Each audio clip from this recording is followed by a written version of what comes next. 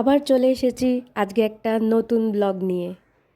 বন্ধুরা, পুজো তো চলে আসলো, তো চলো আজকে আমি বলি চুল পুজোর আগে কি করে ঘন মৃষণ আর সুন্দর করে নেবে না।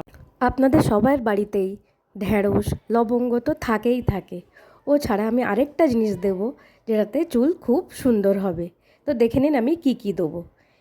এখানে নিয়ে নিয়েছি আমি ঢ্যাঁড়স, লবঙ্গ আর ভিটামিন ই ক্যাপসুল। ঢ্যাঁড়সে থাকে ভিটামিন এ, সি আর কে, আর থাকে আয়রন, ক্যালসিয়াম, যা চুলকে পুষ্টি দেয়। ঢ্যাঁড়সের জল চুলকে ময়শ্চারাইজ করে আর স্ক্যাল্পে ব্লাড সার্কুলেশন বাড়ায়। লবঙ্গতে কেরোটিন থাকে যা চুলকে ময়েস্ট বা নরম রাখে, চুলের ডালনেস দূর করে, একজিমার মতন হেয়ার স্ক্যাল্প প্রবলেমকে দূর করে ও চুলকে তাড়াতাড়ি সাদা হতে দেয় না। ও ছাড়া ভিটামিন ই ক্যাপসুল চুলকে ড্যামেজ হতে দেয় না, চুলের টেক্সচার ভালো করে আর চুল ঝরে যাওয়াও কমায়, আর চুলকে দুমুখো হয়ে যাওয়া থেকেও কমায়। এবার আমি কি করে এটা বানাই, সিরামটা বানাই, এটা আপনাদের দেখাবো।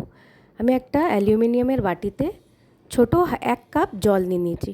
জলটা গরম হতেই আমি লবঙ্গগুলো দিয়ে দেবো। এবার আমি ঢ্যাঁড়সগুলোকে কুচিয়ে নিয়েছি, নিয়ে ঢ্যাঁড়সগুলোকে এটার মধ্যে দিয়ে দেবো,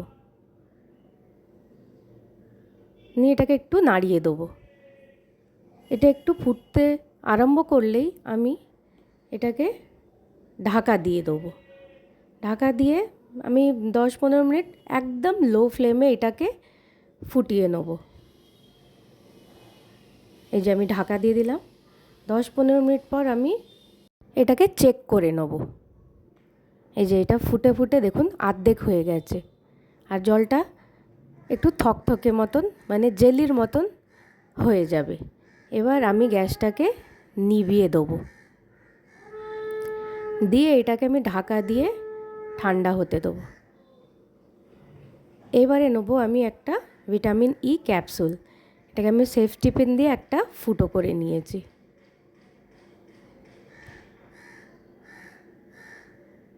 আমি এটাকে ছেঁকে নিয়েছিলাম এই বাটিটাতে, আমি দেখাতে ভুলে গেছি।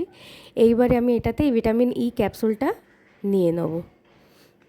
এই ভিটামিন ই ক্যাপসুলটাকে পুরো টিপে বার করে ওর ভেতর থেকে তেলটাকে বার করে নিয়ে এটাকে চামচ দিয়ে ভালো করে মিক্স করে নেব।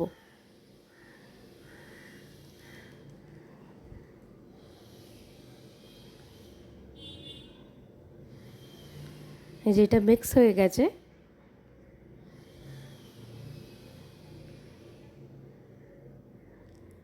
এইবারে আমি দেখাবো আমার চুলে এটাকে কি করে অ্যাপ্লাই করব।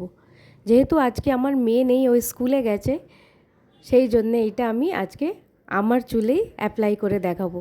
আমি এটা রেকর্ডিং করার সময় ভয়েসটা খুব ডিস্টারবেন্স হচ্ছিলো বলে আমাকে আবার ভয়েস ওভার দিতে হয়েছে।